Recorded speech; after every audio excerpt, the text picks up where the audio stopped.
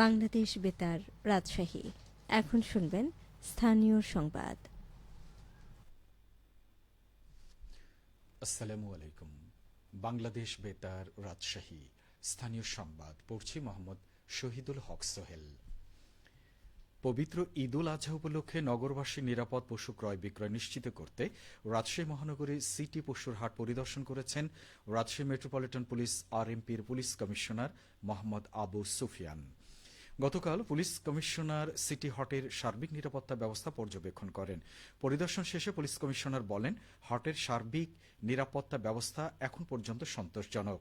রাজশাহী মহানগর এলাকার ১২টি হাটে পর্যাপ্ত সংখ্যক পুলিশ সদস্য মোতায়েন রয়েছে। প্রতিটি হাটে সিসিটিভি ক্যামেরা স্থাপন নিশ্চিত করা হয়েছে। ইউনিফর্মধারী পুলিশের পাশাপাশি সাদা পোশাকে পুলিশ সদস্যরা ২৪ ঘণ্টা দায়িত্ব পালন করছেন। তিনি আরও জানান, প্রতিটি হাটে পুলিশ কন্ট্রোল রুম স্থাপন করা হয়েছে। র্যাব সহ অন্যান্য বাহিনীর সদস্যরাও তৎপর রয়েছেন। তিনি জানান, এখন পর্যন্ত কোনো অপ্রীতিকর ঘটনার খবর পাওয়া যায়নি। অর্থ লেনদেনে নিরাপত্তা নিশ্চিত করতে বাংলাদেশ ব্যাংকের সহায়তায় হাটগুলোতে জাল টাকা শনাক্তকরণ মেশিন বসানো হয়েছে এবং ব্যাংকের পক্ষ থেকে বুথ স্থাপন করা হয়েছে।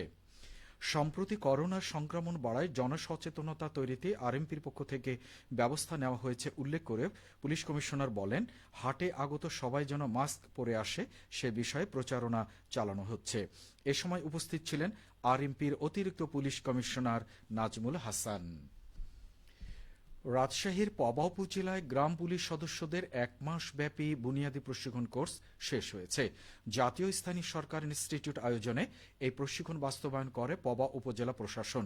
গতকাল সমাপনী অনুষ্ঠানে প্রধান অতিথি ছিলেন রাজশাহীর জেলা প্রশাসক আফিয়া আখতার।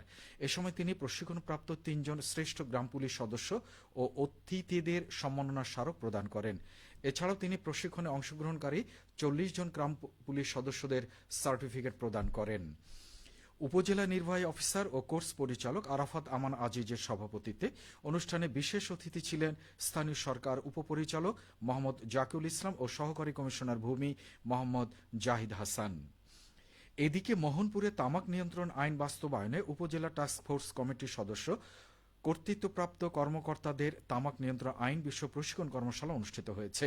গতকাল দিনব্যাপী উপজেলা পরিষদের হলরুমে প্রশিক্ষণে উপস্থিত ছিলেন মোহনপুর উপজেলা নির্বাহী অফিসার আয়শা সিদ্দিকা, উপজেলা সহকারী কমিশনার ভূমি জোবাইদা সুলতানা, উপজেলা স্বাস্থ্য কর্মকর্তা ডাক্তার আক্তার হোসেন, সিনিয়র মৎস্য কর্মকর্তা বেনজির আহমেদ ও কৃষি অফিসার কামরুল ইসলাম।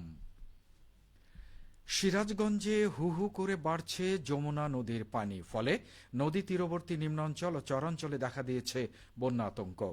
সর্বশেষ ১২ ঘণ্টায় ৩০ সেন্টিমিটার বৃদ্ধি পেয়ে আজ সকালে শহর রক্ষা বাঁধের জেলখানা ঘাট পয়েন্টে যমুনা নদীর পানি বিপদসীমার ১০০ সেন্টিমিটার নিচ দিয়ে প্রবাহিত হচ্ছিল। একই সময়ে জেলার কাজীপুরের মেঘাই ঘাট পয়েন্টেও বিপদসীমার কাছাকাছি অবস্থান করে যমুনার পানি। বাংলাদেশ পানি উন্নয়ন বোর্ড সিরাজগঞ্জের গেজ রিডার হাসানুর রহমান মামুন বলেন, যমুনা নদীর পানি বৃদ্ধি আরও কয়েকদিন অব্যাহত থাকবে। এই সময়ে বিপদসীমা অতিক্রম করতে পারে যমুনার পানি। এদিকে অস্বাভাবিকভাবে পানি বৃদ্ধি পাওয়ায় যমুনা নদীর চরাঞ্চল ও নিম্নাঞ্চলে বিরাজ করছে বন্যা আতঙ্ক। উঠতি ফসল নষ্টের আশঙ্কায় রয়েছেন কৃষকেরা।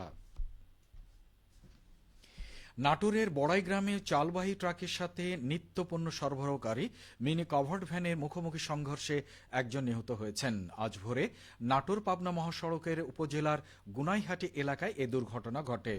নিহত কভার্ড ভ্যানের চালক জুয়েন মণ্ডল বগুড়া আদমদিঘির শিবপুর গ্রামের আজহার আলী মণ্ডলের ছেলে।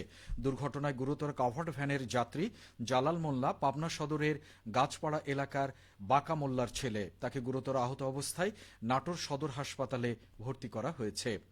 বনপাড়া হাইওয়ে থানার ওসি ইসমাইল হোসেন জানান, কুষ্টিয়া থেকে নাটোরগামী নিত্যপণ্যবাহী একটি কোম্পানির মিনি কভার্ড ভ্যানের সাথে বিপরীত দিক থেকে আসা চালবাহী ট্রাকের মুখোমুখি সংঘর্ষ হয় এবং ঘটনাস্থলে এই হতাহতের ঘটনা ঘটে। ট্রাকের চালক ও সহযোগী পলাতক। এ ব্যাপারে প্রয়োজনীয় আইনি ব্যবস্থা চলমান রয়েছে। সর্বশেষে আবহাওয়া। আজ দুপুর ২টোয় রাজশাহীতে তাপমাত্রা ছিল ৩৩.৬ ডিগ্রি সেলসিয়াস। এ সময় বাতাসে আপেক্ষিক আর্দ্রতার পরিমাণ ছিল ৫৯%। রাজশাহী ও পার্শ্ববর্তী এলাকায় আজ সূর্যাস্ত সন্ধে ৬টা ৫১ মিনিটে। সংবাদ শেষ হলো। আমাদের পরবর্তী স্থানীয় সংবাদ শুনবেন বিকেল ৪টা ৫ মিনিটে।